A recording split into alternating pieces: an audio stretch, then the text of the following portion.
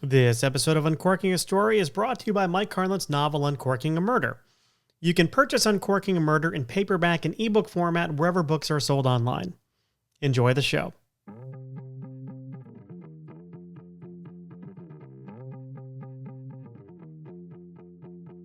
Welcome to Uncorking a Story. I'm your host, Mike Carlin, and today I'm excited to share with you my interview with Otto Penzler. His latest anthology, The Big Book of Espionage, is hot off the presses and can be purchased wherever books are sold, and of course, at the mysterious bookshop located in Manhattan's Tribeca neighborhood, which Otto owns, by the way. So go down there and say hi to Otto, and who knows, maybe you'll run into Bobby De Niro. I know he lives down there. He used to have a restaurant down there, or maybe more than one. I don't know. I used to go to a restaurant down there that he owned. It's quite good. Now, you're going to hear Otto talk about this during our conversation. But one thing that he said really stuck with me. And he's telling the story about how he emigrated to the U.S. from Germany in 1942 when he was 5 years old. And, of course, in 1942, World War II was in full swing. Otto's mother, who was American, took him and his younger brother on an 11-day voyage by sea to New York. And he talks about seeing the Statue of Liberty for the first time. And that story, I mean, that's just a cool story, right? You know, you're 5 years old, you see Lady Liberty. But that story reminded me of a scene in The Godfather Part 2. And that's when, you know, young Vito Andolini came to New York after he left Sicily. His father was murdered by the mafia. His mother was killed. His brother was killed. He was kind of alone. So he heads off to, he gets smuggled out of town and he heads to New York by boat. And there's a scene where he's on the ship and they're crossing, through New York Harbor, and he sees the Statue of Liberty. And when Otto was talking about this, that's where my mind went, to young Vito Andolini from The Godfather Part 2, coming to the new world. And it was there, of course, on Ellis Island when a clerk changed his name from Vito Andolini to Vito Corleone because he was from Corleone, Italy. And, of course, that young boy would go on to become the head of the Corleone family and be referred to as Don Corleone or as the Godfather. But Don Corleone, right? Now, my father's name is Don, and our last name is Carlin, so it wasn't a stretch. The people who used to work for him at American Express used to refer to him from time to time as Don Corleone, or oftentimes they would just shorten it to the Don. They would call him the Don. And, maybe that's because he ran his team, like Don Corleone ran his family, but I don't know. I have no idea if that's true. I'd like to believe, though, that when he was sitting in front of a merchant who was hesitant to take the American Express card, that they'd always sign with him because he made them an offer they couldn't refuse. You probably saw that one coming, didn't you? But as I record this, my father is actually in the hospital. He's recovering from a blood infection, and that's not what actually sent him into the hospital. That would be pain in the back. He had back pain so bad he couldn't get out of bed, so they called 911, and they came, they took him to the hospital. A couple of days in, they saw that he was getting a fever. They did a blood culture. Lo and behold, boom, blood infection. And I guess the horrible thing about that is, look, there's nothing great about having a blood infection. What's worse is they can't really treat the pinched nerve in his back until they get the blood infection under control. So he's in a lot of pain, and he still can't get out of bed. He's kind of lost his independence, so to speak. And no one can see him in the hospital now because of this stupid COVID that's kind of had a resurgence. He's down in South Florida, and it's not doing good anywhere in the country, but it's certainly not doing well down there. And fortunately, though, my twin brother Jimmy, who you heard about last week, brother Jimmy, if you remember, he flew down to stay with my mom, and he's holding down the fort. And I'm so grateful that he was able to do that. It was actually challenging for the rest of us to be able to do it. But Brother Jimmy took one for the team, and he is down there running his law practice. So very happy he could do it. But this all gets me to thinking about the cycle of life. The cycle of life. I talked to my father yesterday on the phone, and because he can't get out of bed, he'll probably hate me for saying this. He won't hate me for saying this, but he'll be embarrassed. I'm going to say it anyway. They put a diaper on him. And it's a reminder to me that we are born into this world totally dependent on our caretakers. And if you live long enough, my father's 88 years old, that independence you acquire starts to erode a bit.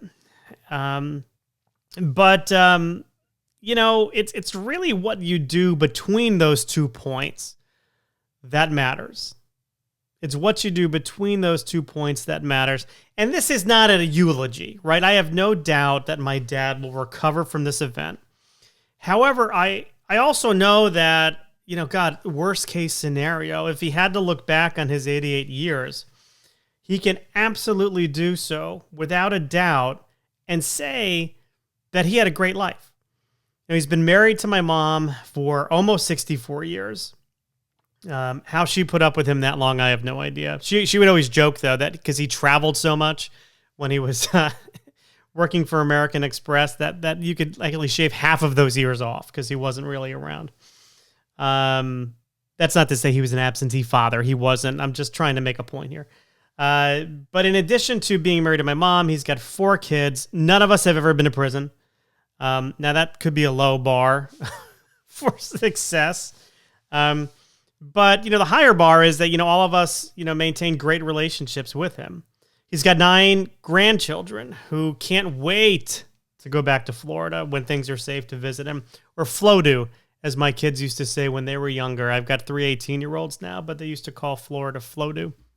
They also, by the way, used to call my father Crappa, which, given the fact that he's wearing a diaper now is, I guess, is it ironic? I don't know.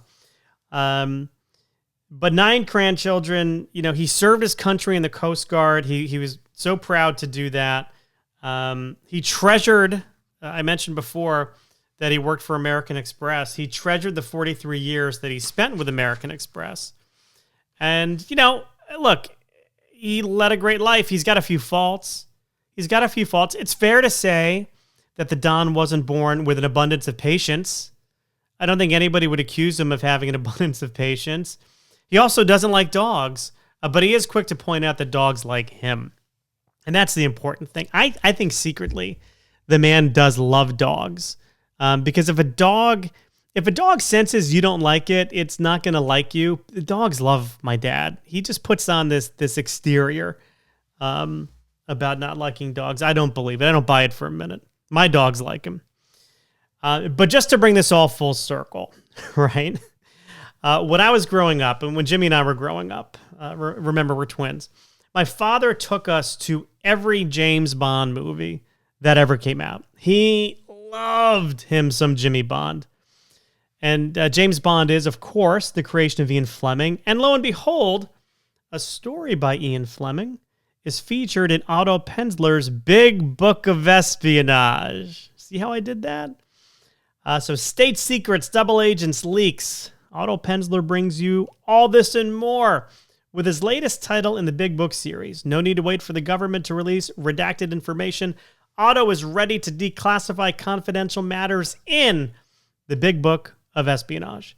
So without further commercial interruption, here's my interview with the one and only Otto Penzler.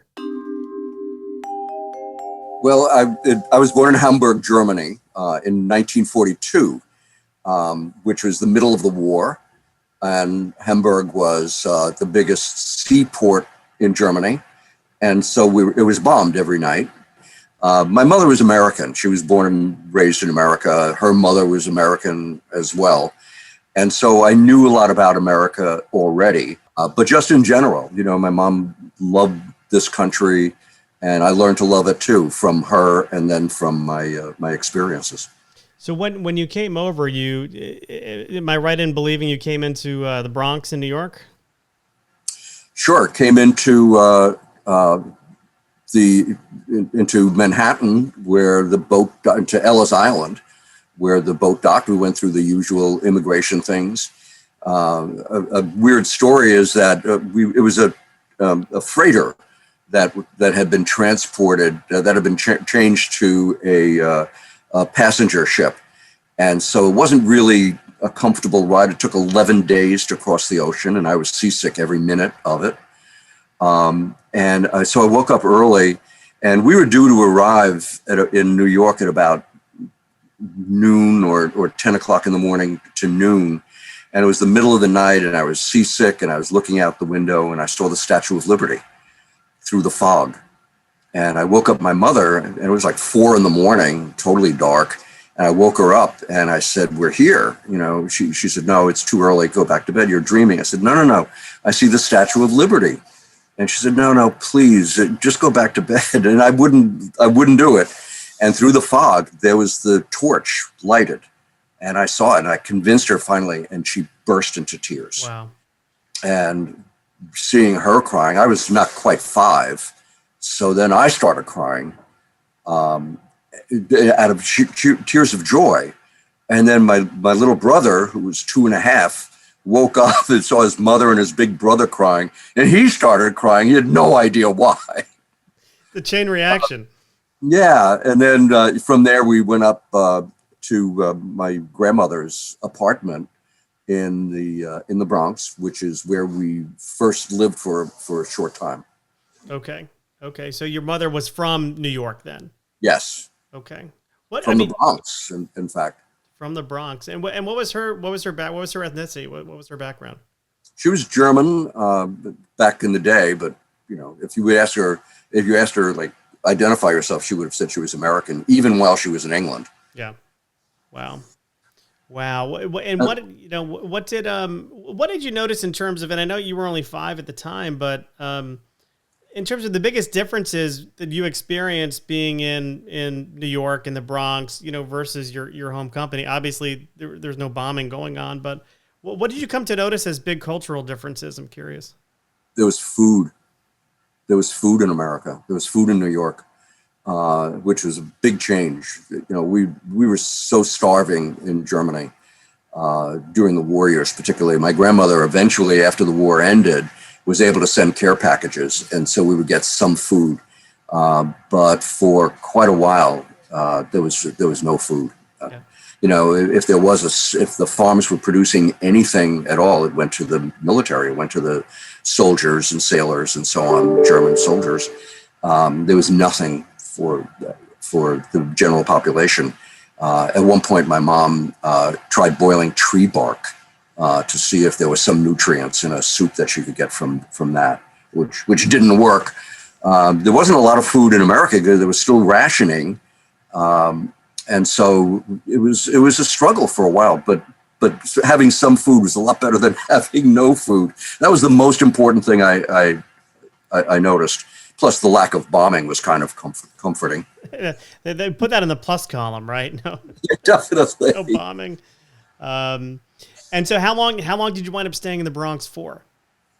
In various neighborhoods for the first 35 years of my life, and then a partner and I bought a building in Midtown Manhattan. And it makes, which is really cool, right? It makes me sound like, oh, this millionaire, bought a building in Midtown Manhattan.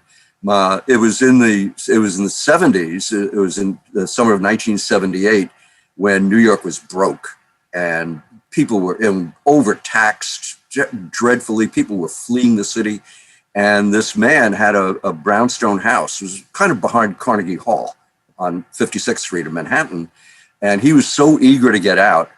My life savings at that point was $2,000, and that was my down payment on the building. And it was the greatest decision of my financial life. Yeah, no kidding. I mean, I'm sure. I mean, do you still own the building now, or did you turn that over years ago? No, we sold it about 15 years ago.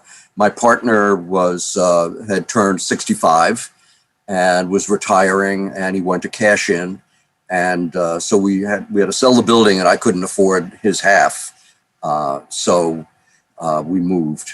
Okay. The bookshop is now in Tribeca Yep. in Lower Manhattan. Okay. So that was the first home of the bookshop. Yeah, we were there I started the bookshop simply because I had started the Mysterious Press in 1975, and I did everything myself. I contracted the book, I did the contracts, I wrote flap copy for the dust jackets, I hired the artist, edited the book, sent out review copies, took care of orders, packed the books, took them to the post office, typed the invoices, I did everything. Up. I published a couple of books that didn't sell anything, and then I signed a book with Robert Bloch, who wrote Psycho, and all of a sudden, this book is selling, and I'm typing invoices as fast as I can. I'm wrapping books as fast as I can, and I couldn't keep up. So I thought, I was living in an apartment in the Bronx. And you couldn't very well call a secretarial service and say, "Oh, send a girl up to my apartment in the Bronx." So I started looking for a place in Manhattan that I could rent that would have an extra room that I could have as an office. But I couldn't afford the rents. And so I wound up buying the building, which is too hilarious. The building cost $177,000 with a $2,000 down payment. In Manhattan, you could not buy a broom closet for $177,000 today. It was just a different era. Yeah.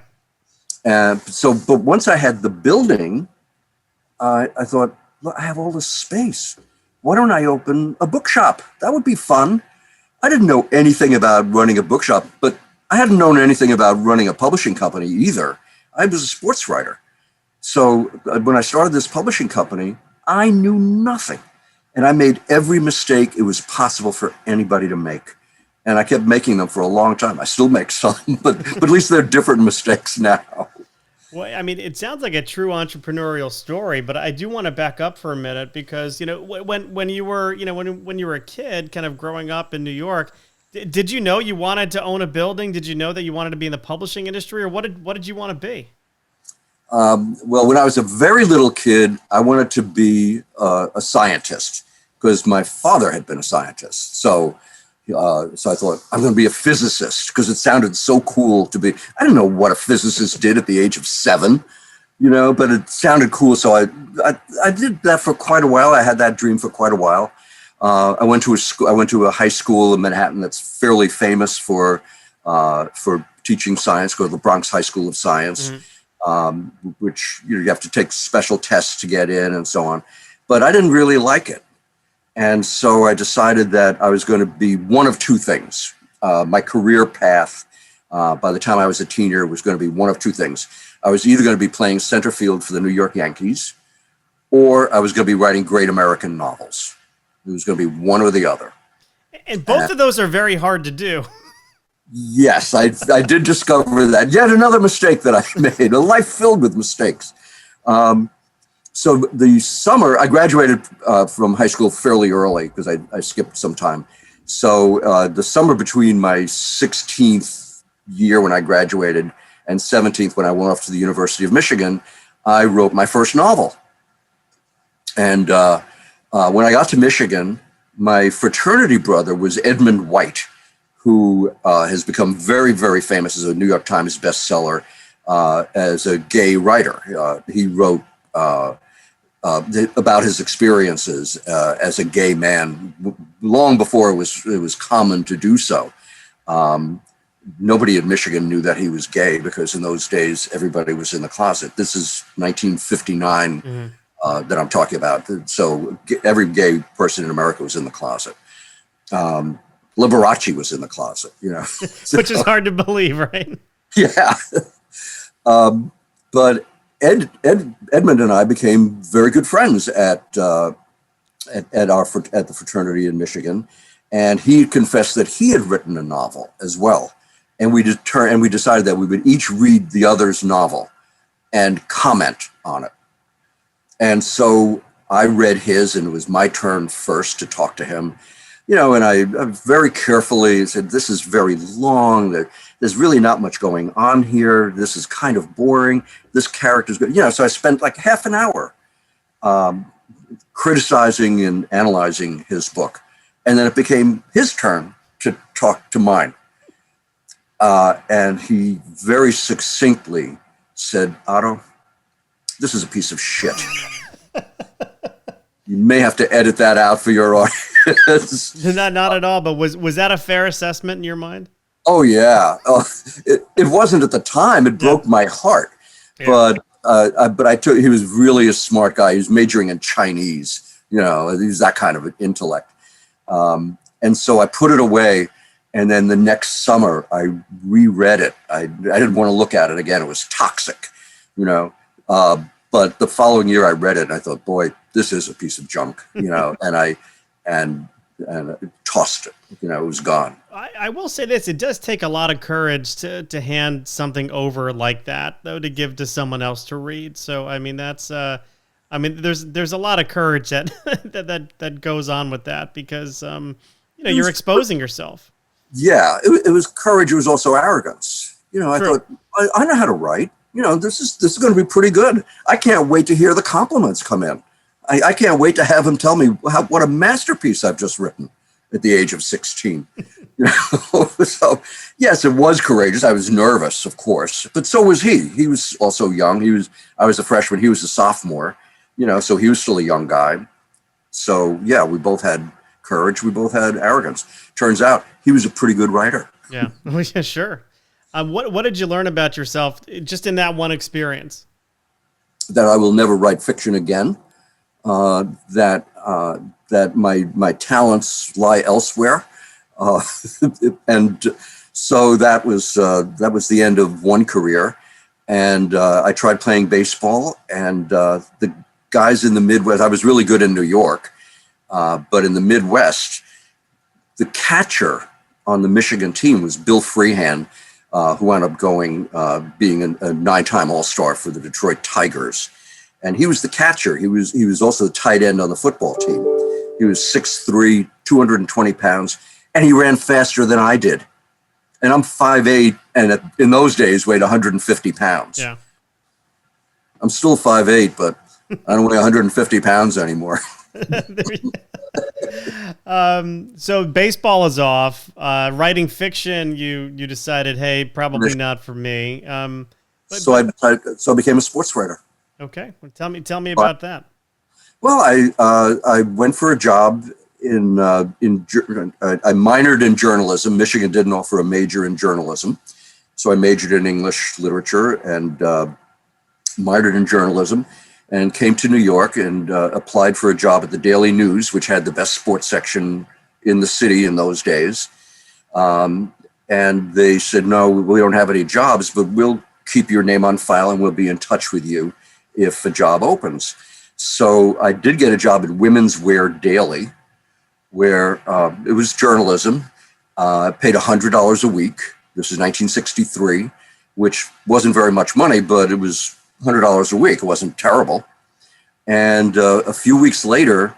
So unfortunately, our audio cut out at this point, but Otto was talking about how he was offered a job for less money to work in the sports department of a competing newspaper. And he wound up taking that job, even though it involved a rather significant pay cut. And I took the job. My mother was like, excuse me, you're getting 100 and you're excited about going for 42. I said, yeah, because this is my chance to get on my path to be a sports writer. And it was 37 take home, by the way. The government still took $5 out of the 42, which I still resent to this day. So you. Sorry, I didn't mean to interrupt, but yeah. So then I went on and went to the sports department first as a statistician, and then got to write some features and things of that sort, and then was hired by ABC Sports to be publicity director at ABC Sports when they started in 1969 when they started Monday Night Football. Okay. But, at that time, I know it sounds sort of counterintuitive to go down from, $100 a week. But at that point in your life, I mean, what other responsibilities did you have? I mean, it doesn't sound like you were married at the time, no children or anything like that, right? Well, actually, I was married. Oh, okay. but we weren't living together yet. We got married when I turned 21, and she was still living at home. She was a lot older than I. She had been my junior high school teacher. We began a, how can I say, a serious friendship. Okay. Just before my 15th birthday. Okay. And we were devoted to each other. She was 15 years older. Yeah. So she was an elderly woman of 29 when we started, consummating our friendship. Fair enough. Okay. And then we wrote to each other every day when I was at Michigan, and both of us did. And then when I came back, we waited just a short time, and then when I turned 21, we got married. But she was still teaching and making quite a lot of money. I was making nothing, and it was embarrassing for me to say, "Well, come on and live with me," on $42 a week.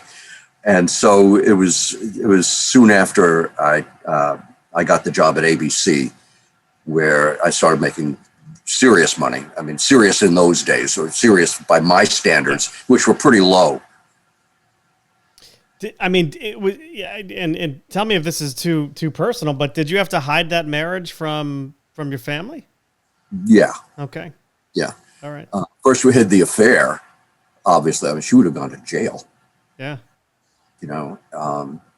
And I was just, and there are stories about it all the time now about, teachers who have affairs with their students, and they're talking about, the abuse that this poor boy of 15 is having because he's having an affair with his, blonde babe of a teacher who's 28. And I'm thinking, abuse? Man, I had the happiest teenage years of any kid in America. I was happy every day of my life. You look back and call it abusive if you want to. Sorry. I was the luckiest, happiest kid in America. I could see people sitting now watching this and being outraged at all of this, but she was a wonderful person, in many ways the most influential person in my life. Yeah. And, I'm still grateful to the time that we had. Well, very, very good. Thank you for sharing that. But where I was going was, when you're young, you can take those risks, to go from $100 a week to, was it 42? Sure. You can take those risks. And when are you going to do that? You're not going to have a time. There's probably no better time in your life to try and make a change like that, because the stakes aren't as high yet to follow a dream. Once you get older, you have kids like me. I would love to follow my original passions, but I put those off, and there's probably no going back to them. Probably not. Once you have serious responsibilities, then you have to take them responsibly. Yeah. Yeah, no kidding. So, you eventually get the job writing sports, and then you go to ABC. Right. What was it like working for ABC in those days? That was exciting. ABC was the third network. CBS and NBC were the major networks. ABC was in third place in every category except sports, because Roone Arledge was the president of ABC Sports and was a genius. And ABC Sports was by far the most competent and most exciting place to be. Monday Night Football was a great innovation. Did the Olympics, all of the great sports shows were on ABC. But the fact is, I didn't really want to be a publicist. It wasn't exactly my dream to become a publicist. Nothing wrong with being a publicist, but it wasn't what I wanted. So I left to write for Harry Reasoner. I don't know if you remember, he had his own show. It was called The Reasoner Report, which I wrote for a while. And then he went on to 60 Minutes. He was one of the original people on 60 Minutes. And I did that. And that was a really hard job because I had to come up with a new idea for his show every day. And it was hard for me to come up with these ideas. And so I resigned And then the producers of the show said, look, everybody resigns because it's such a hard job, but would you stay until we can find a replacement? And I said, yeah, sure. And that was 18 months later. My friends all abandoned me because if I saw them, I would say, hey, can you give me an idea for a show? And it was just brutal. But I finally did. And that's when I started Mysterious Press and tried to earn a living as a freelance writer. And trying to earn a living as a freelance writer is a hard way to earn a living, even if you have talent. And if you have it, and if you're trying it without talent, as I did, it's really a struggle, let me tell you.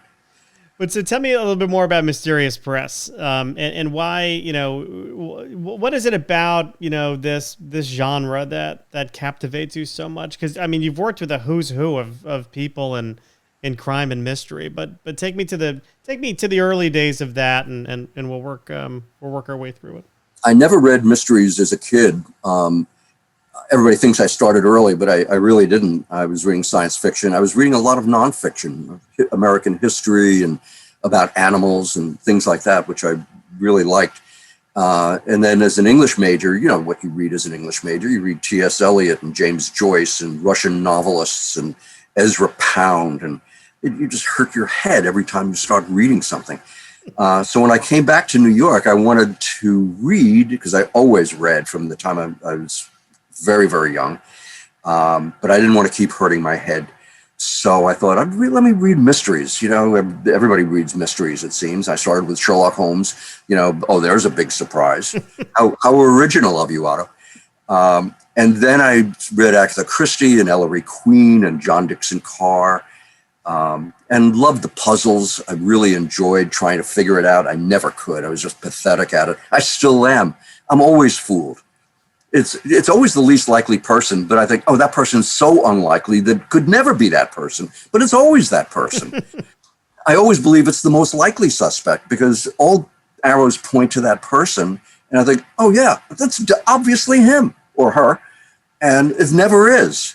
So after 50 years of doing this, you would think I would learn something, but no, I haven't. So I started reading, and then I discovered Raymond Chandler and Dashiell Hammett and James M. Cain. And I suddenly realized, wait a minute, this is serious literature. It's not just about the puzzles.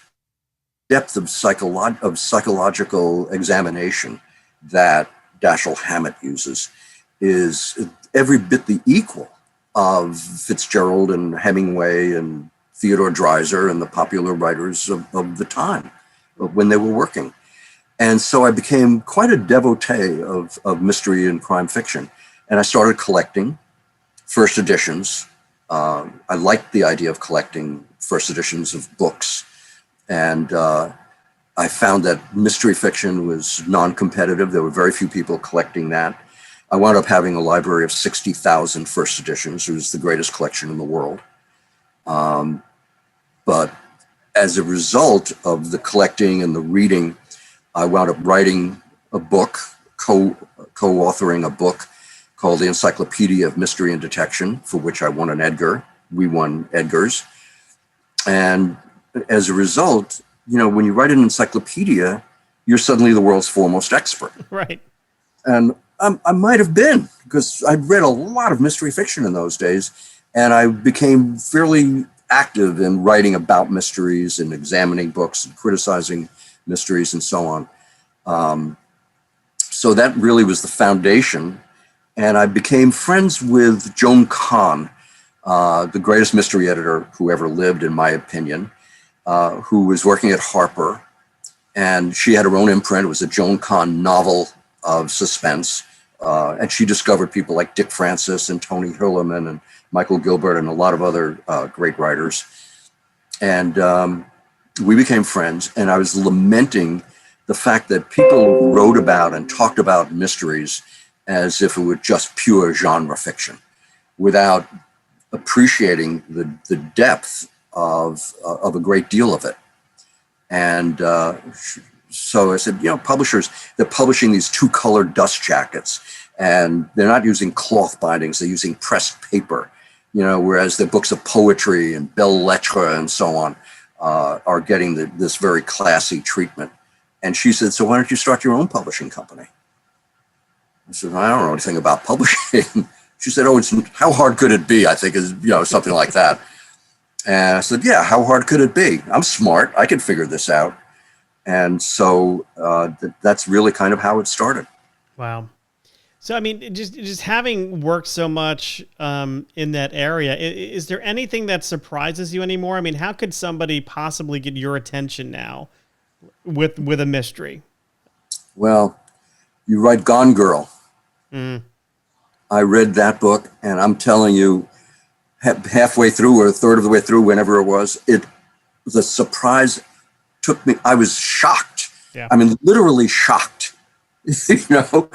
I'm not usually surprised anymore because I'm expecting twists and turns. No, I am surprised. Let me rephrase that. I'm surprised at every time a writer has a twist. It's like, oh, I didn't expect that.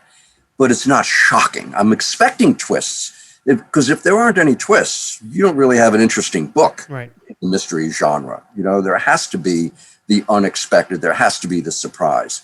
And I like the surprises. I like being surprised. It's pretty cool. Yeah, and they have to be executed the right way. You can't really. I guess it's not a twist if you could see it coming from a mile away. But I agree with you, Gone Girl. That whole unreliable narrator. Yeah. That got me, and that got me. Then I got to see it being overdone maybe a little bit, but I love a good unreliable narrator. I'll be honest with you.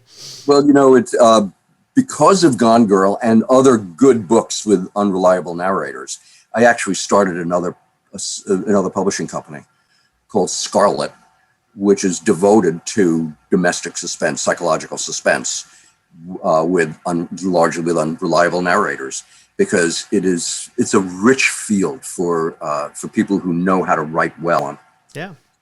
So it's generally a really interesting field. Well, let's talk about espionage because I have in front of me the Big Book of Espionage. So let's talk about present day. So I have this very large book. What had you thinking about spies? Not that spies are just about espionage, but I guess they are. Yeah, mostly. Well, I've been doing a series of what are called big books for Random House, for vintage at Random House for 14 years. It started with a big book of pulps, which did extremely well. It actually made the bestseller list, which is rare for an anthology, really rare. And so my publisher wisely, my editor wisely said, you want to do another big book? And I said, sure. And so we began this series of big books, big book of Sherlock Holmes stories, big book of Christmas mysteries, big book of female detectives, big book of locked room mysteries, and so on. And so they take a year. I read 3, 4, maybe 500 stories to pick the best. And these books are like 800 to 1,000 pages, yeah. Oversized, double column. They're the equivalent of 6 or 8 normal sized books. And they're $26 or something like that. It's the biggest bargain in publishing, I think.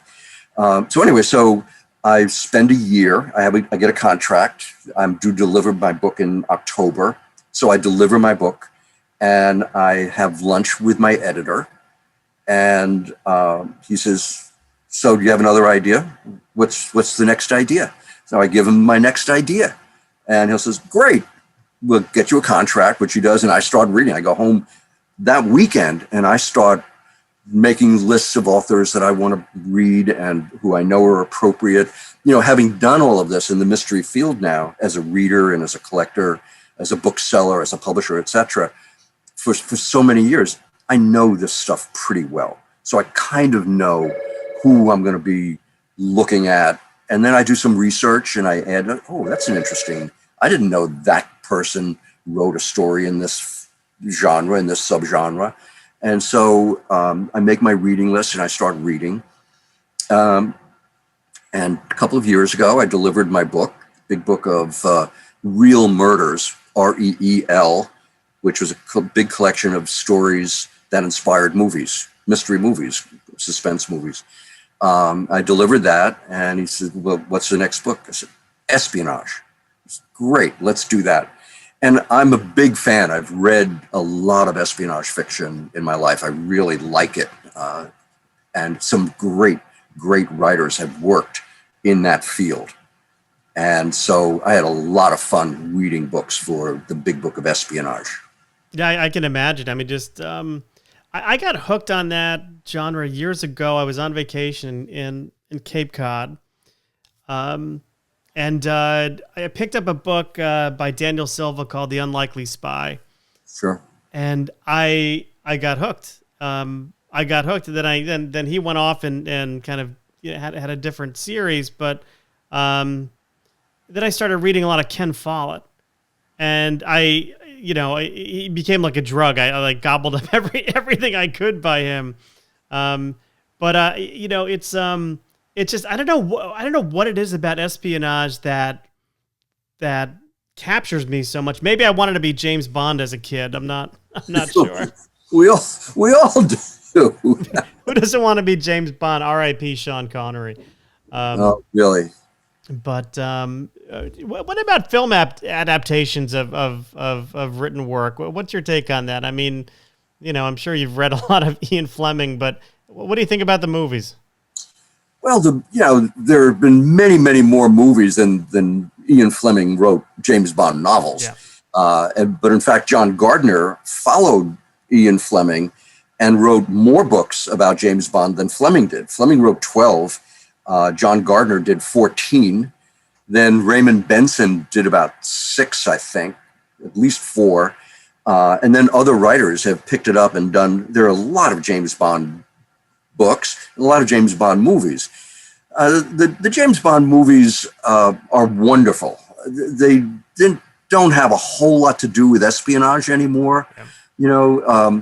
And it's a strange kind of villain tend to be people who want to take over the world or who want all the money in the world. Right. Those are his villains. So they're not really espionage the way that we mostly think of espionage being, the way John le Carré would write it, the way the great Charles McCarry writes it. Yep. Yeah. I remember reading the Spy That Came In from the Cold, and it does feel so much different than what you'd think of, when you think of a James Bond type thing.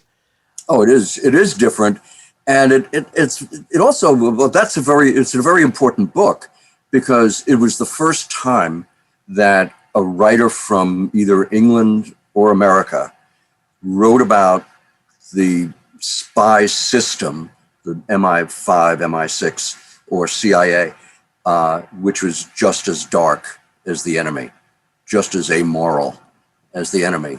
And always the Somerset Maugham, Ian Fleming, John Buchan, E. Phillips Oppenheim, all the British writers who were working in that field, the Brits were always the good guys, and the Nazis or the Soviets were the bad guys. We understood who was right, who was wrong, who was good, who was bad. And le Carré actually had that, broke down that barrier. Yeah. And it's although I think he may be certainly one of the 2 greatest writers who have ever worked in that field, I think his sense of morality may be somewhat compromised. Yeah. Well, there's got to be some, I grew up in a time when, child of the 80s, when, of course, we were always against the Russians. And you grow up believing that we're the good guys, they're the bad guys. But, even the good guys have to have some bad guys, right, to get their missions accomplished. Well, yeah, when James Grady wrote 6 Days of the Condor, as we now know, the villain was the CIA. It was also true of Hopscotch, where the movie is a comedy. Walter Matthau is just hilarious, and Glenda Jackson, of course, was great in it. But the book is very dark. It's not a comedy at all. And again, it was the CIA was the bad guy. Yeah. I'm wondering, just knowing what you know about espionage, do you ever think you can go behind enemy lines and play the role of spy, or or not necessarily? When you read, well, look, the great line about James Bond is every man wants to be him, every woman wants to be with him. And so is that an attractive notion? Yeah. Yeah. Could I really do it? No. First of all, I don't know if I have the courage. Number two, I'm not able to leap tall buildings in a single bound.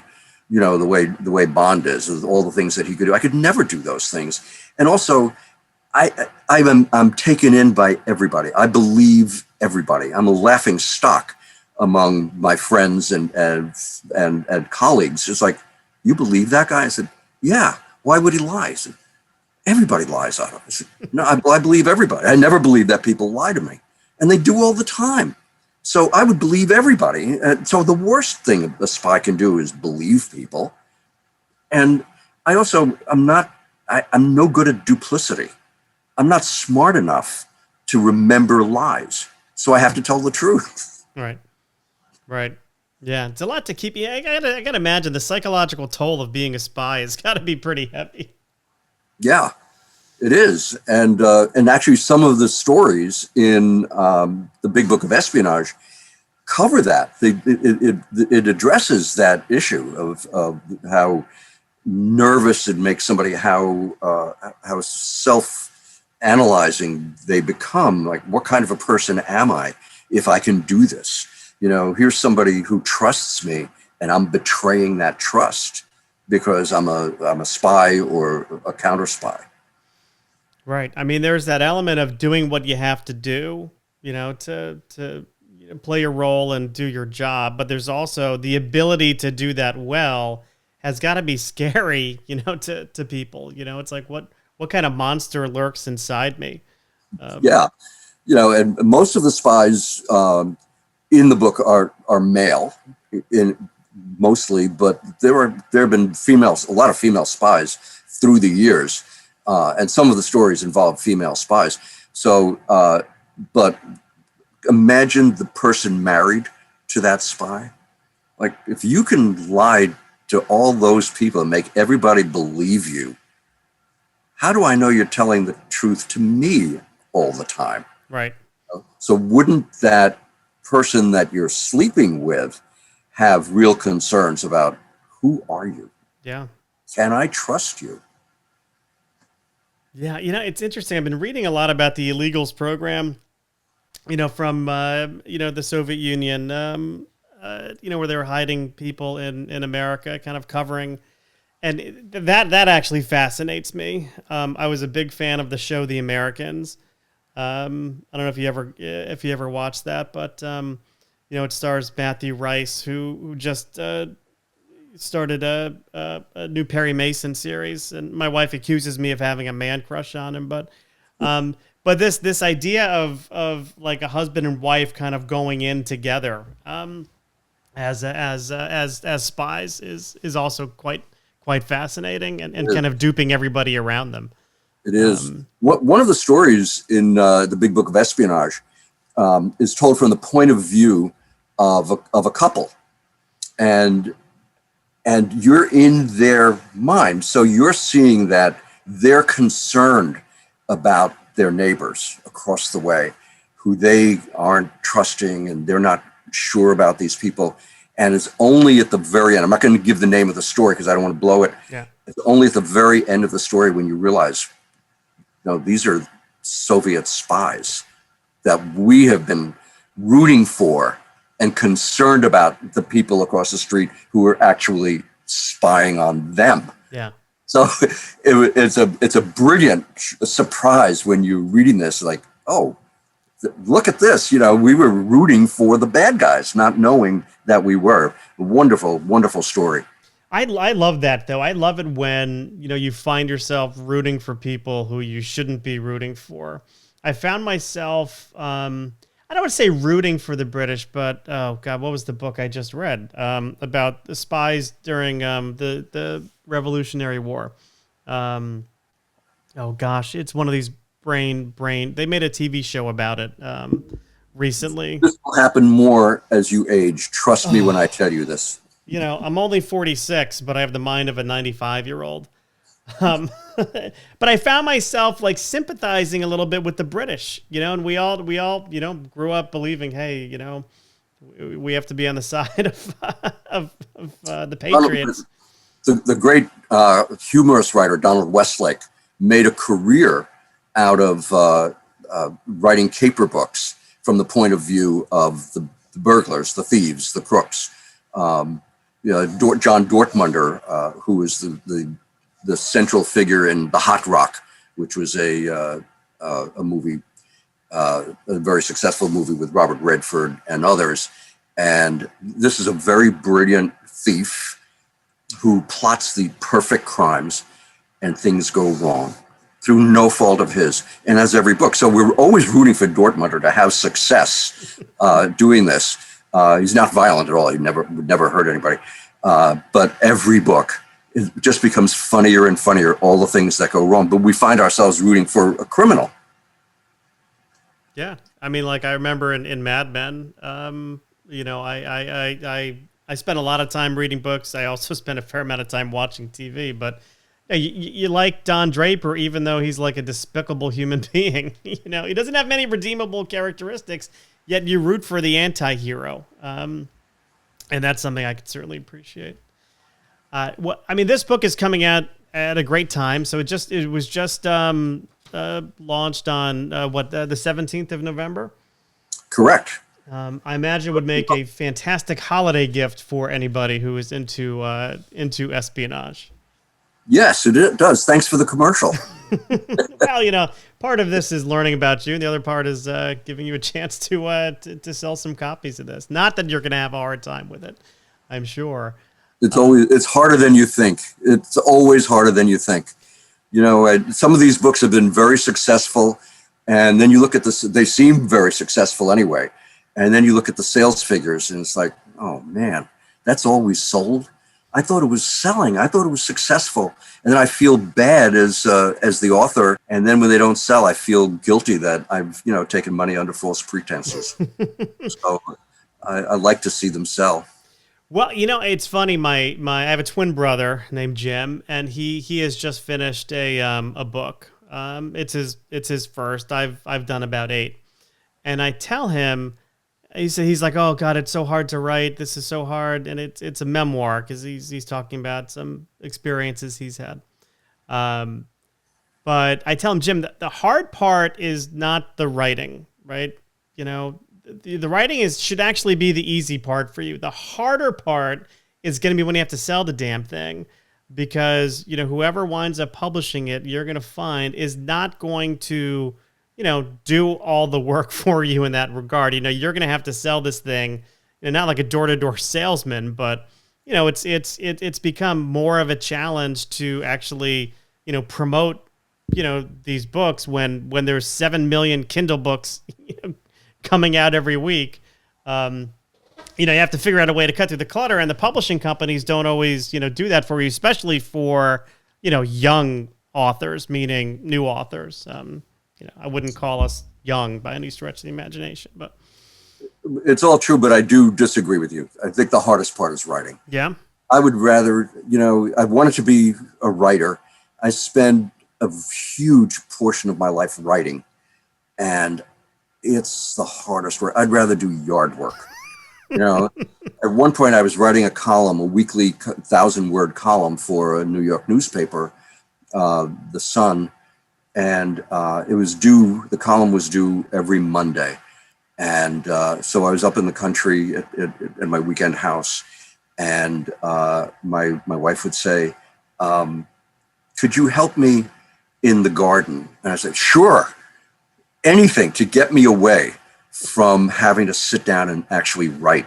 And it would be hanging over me. I was afraid of it on such a regular basis. What changed it was I wrote another feature for the same newspaper, and a friend called me and said, so I was reading this article, and I got partway through, and I said, oh, this guy writes just like Otto. And then he looked at the byline, and it was me. And it was the first time and this is about 10 years ago. It's the first time that I knew I had a style. First time. And suddenly writing the column became a lot easier for me. I lost some of my anxiety because I thought, oh, I've got a style. So I can write. I can do this. So I write a little bit more easily now than I used to.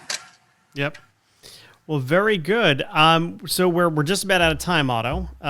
So this went by fast. I guess it's a little too much about my early romantic life, perhaps. Well, I didn't pry too much into that. I could ask more questions, but I will hold off on that. I think you know too much already.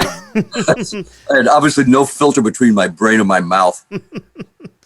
Well, this has been fun. So the Great Big Book of Espionage, available now wherever books are sold.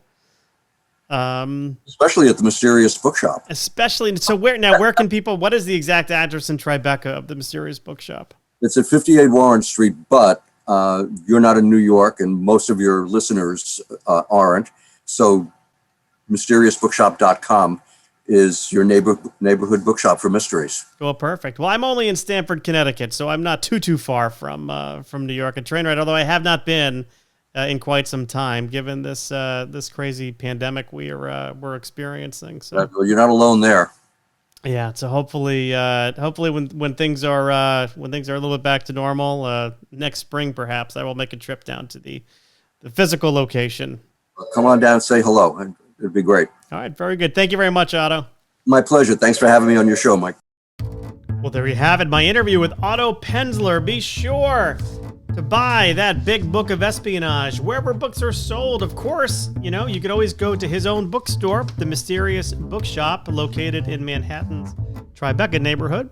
Say hi to Otto, buy the book there, or you could, of course, go to mysteriousbookshop.com on the old interwebs.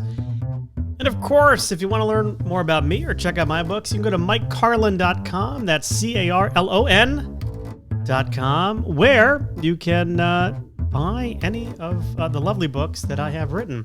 Now, I call them lovely. Some reviewers haven't, but that's their problem. You can, of course, also visit uncorkingastory.com, where you can listen to this episode, but also many of the other episodes, all of the other episodes, really, of Uncorking a Story that we have done over the past, I don't know what it is now, 8 years? We started in 2012. Wow, it's a lot of interviews. Go ahead, go back, listen. They're good. Some of them are great. Of course, I'm biased. So for all of us here at Uncorking a Story, this is Mike Carlin wishing you a very happy Thanksgiving. And wear those masks, people. Wear those masks. Be socially distant and all that. Enjoy the turkey. If turkey isn't your thing, I don't know, maybe you have lasagna on Thanksgiving. That's what my grandmother always made, and I prefer it. I'll tell you what, I don't really like turkey. But have a happy Thanksgiving. Stay safe out there. And until next time, this is Mike Carlin saying thanks for listening.